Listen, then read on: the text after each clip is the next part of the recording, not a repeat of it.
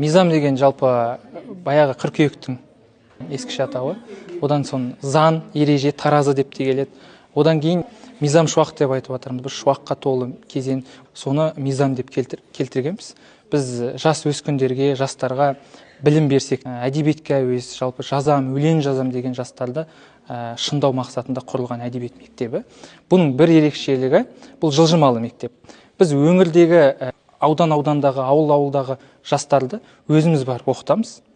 Жас дарындар арнайы бір мектепте жиналады, соларға барып біз дәріс өткіземіз. Оқу әдебі және жазу мәнерінен береміз. Жазу мәнерінен мен берем. Мұндағы жазу мәнерінде өлеңнің құрылымын, қалай жазылу керек, проза жазған кезде де, эссе жазған кезде де қандай сөз қолдану керек, сөйлем бір-бірімен қалай байланысу керек, осының бәрін үйретеміз.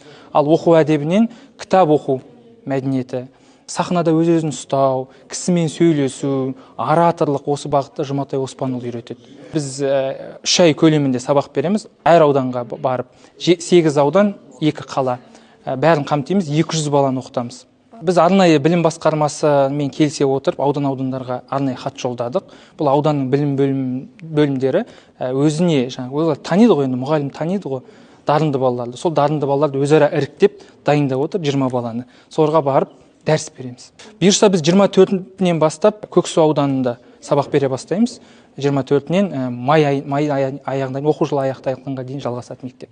Біз осы мектеп дәріс 200 баланы оқып біткеннен кейін ішінен 20 баланы іріктеп алып, оларға бөлек арнайы байқау ұйымдастырамыз. Нағыз мықты таланттарды жинап алып, оларға әкімдік тарапынан арнайы сыйлық беріледі.